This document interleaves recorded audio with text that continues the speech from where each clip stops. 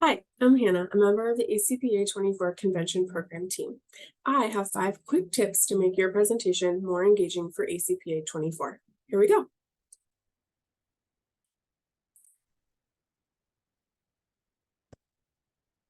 Tip 1, structure your presentation like a story. Frame it for the audience. What can you share about why this work is important to you, your connection to it, or what prompted this research? And when you get to the end, how would you use what you know now to move forward? The creator of TED and TED Talks reminds us that a successful talk is a little miracle. People see the world differently afterward. So, how can you help someone see the world differently after your presentation? Tip 2, incorporate some simple audience engagement. Using a thermometer, this can gauge how folks feel about something, their knowledge level, or just a quick check in. You simply invite folks to hold up, thumbs middle, or thumbs down. You can also do a pulse check for understanding. Ask a couple times throughout the presentation, what's sticking with you right now or what's resonating? Bonus tip is to follow it up with I'd love to hear from 2 people. This really helps the audience manage their expectations and you're more likely to get folks to share. Our third one is some love it, some would love to not, the pair and share, or a small group discussion. If you include breakout conversations like this during your presentation, make sure that you keep a few things in mind. Provide a clear question for discussion that keeps in mind the breadth of folks in the room. Give the audience an idea of how long they'll have to talk. So giving them, you have 2 minutes to chat and then I'll bring you back. Lastly, if you do notice that folks have really stopped talking, or maybe they're not even really talking about your topic anymore, bring it back, be flexible.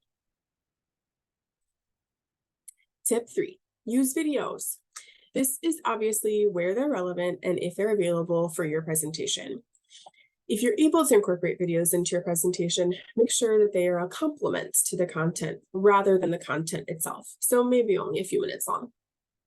Make sure to use closed captioning if possible, and make sure to load them prior to the presentation just in case the Wi-Fi goes a bit wonky. It could also be helpful to have the content written down just in case it doesn't load during the presentation itself, and then that moment's not lost.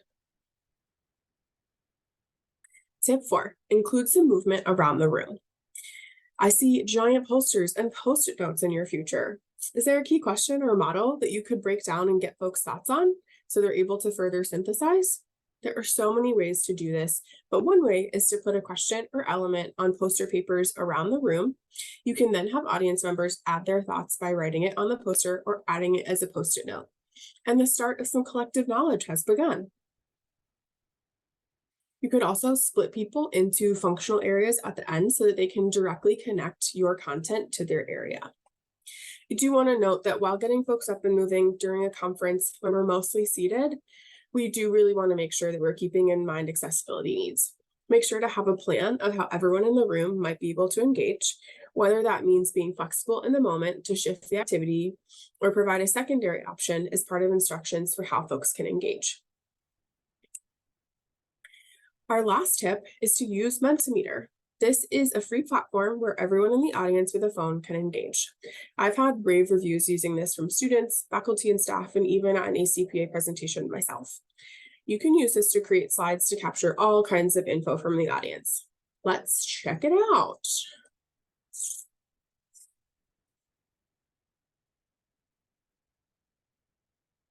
So whether it's a check-in question at the beginning to get started or just to see who's in the room, you can use this pie chart.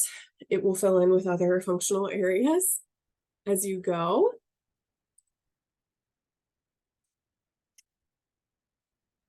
You can gather words or phrases that come to mind when thinking of a specific topic. So this slide creates a word cloud. The more times a certain word is submitted, the larger it becomes on the cloud. And so it kind of creates this cool little visual element.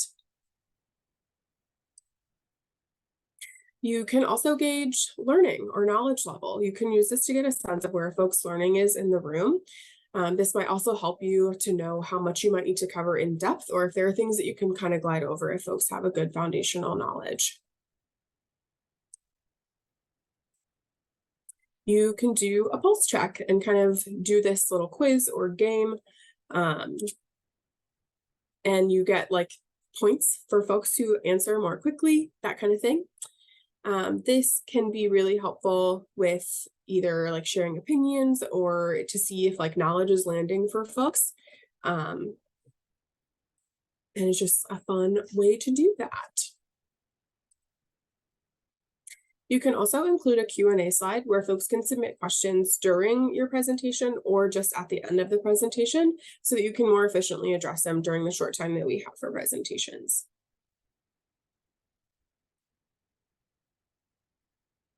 Lastly, I really love the breather slide that you can include. This can be a really nice start to start with to ground and center in the space, or maybe you're really talking about a pretty heavy topic, and this can be a nice break in the middle for folks to kind of recenter themselves and make sure that they can engage with the rest of your content.